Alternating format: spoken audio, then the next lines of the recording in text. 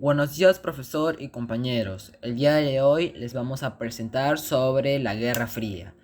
¿Qué es la Guerra Fría? La Guerra Fría fue un conflicto que sucedió entre los años 1945 a 1991, a partir del término de la Segunda Guerra Mundial entre dos bloques de potencias y sus aliados. Se llama así porque a pesar de las tensas relaciones entre Estados Unidos y la Unión Soviética, estos países nunca llegaron a enfrentarse militarmente. Es decir, aunque los dos tenían ejércitos poderosos y armas nucleares, ninguno de los dos se atacó durante ese tiempo.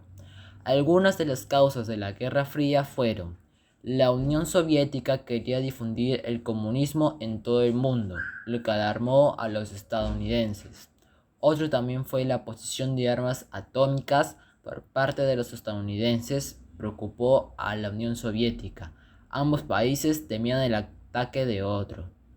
Los soviéticos temían que Estados Unidos usara Europa como base para atacar a la Unión Soviética. La Unión Soviética quería difundir su ideología comunista a todo el mundo, lo que alarmó a los americanos, que odiaban ese sistema político. A continuación, los paso con mi compañero Samir. Donde hubo etapas por lo cual pasó la Guerra Fría, y ustedes se preguntarán cuántas etapas son. Estas etapas son tres.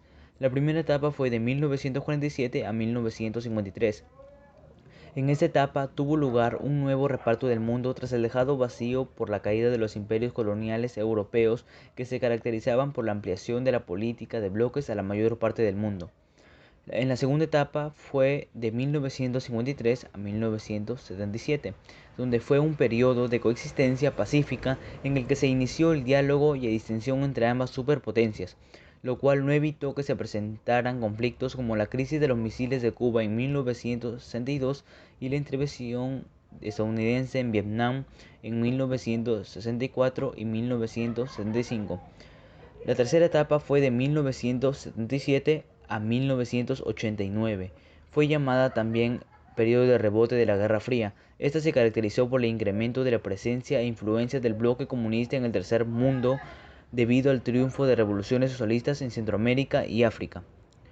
Ahora le doy pase a mi siguiente compañero. Muchas gracias.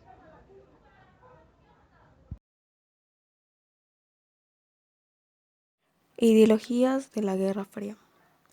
La Guerra Fría fue un conflicto que dividió el mundo y enfrentó dos modelos ideológicos diferentes.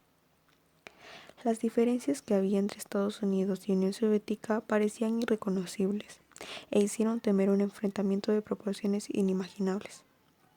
El mundo se hizo bipolar. Pero, ¿cuáles fueron esas diferencias? Desde el punto de vista ideológico se enfrentaron dos modelos diferentes, el capitalismo y el comunismo, cada uno con propuestas políticas y económicas muy distintas. Son ideologías contrarias porque mientras el capitalismo es una ideología a la que solo le interesa el dinero, la competencia y la eficiencia para hacerse cada vez más rico, el Estado solo interviene para crear leyes. El comunismo, por otro lado, viene de común, o sea que se trata de eliminar los privilegios y que todos sean iguales. Para esto el Estado interviene. Estrategias económicas y similares. Estados Unidos y la Unión Soviética desarrollaron estrategias en dos ámbitos: plano económico y plano militar. En el primer plano tenemos el Plan Marshall. Fue una primera medida estadounidense para contrarrestar la influencia soviética. A esto, URS respondió con la creación de la Comecon en 1949, un organismo económico del bloque comunista que desarrolló programas energéticos, coordinó las planificaciones económicas de los Estados miembros y financió proyectos de desarrollo regionales e industriales.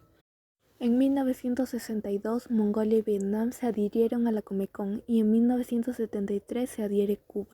En el plano militar, Estados Unidos creó en 1949 la Organización del Tratado del Atlántico Norte, una alianza política o militar constituida por dos estados occidentales. Luego tenemos a Unión Soviética, que junto a otros 6 países creó en 1955 el Pacto de Varsovia. Esto en respuesta a la creación de OTAN. Su finalidad era defensiva, obligaba a la asistencia a los estados integrantes en caso de agresión a uno de ellos.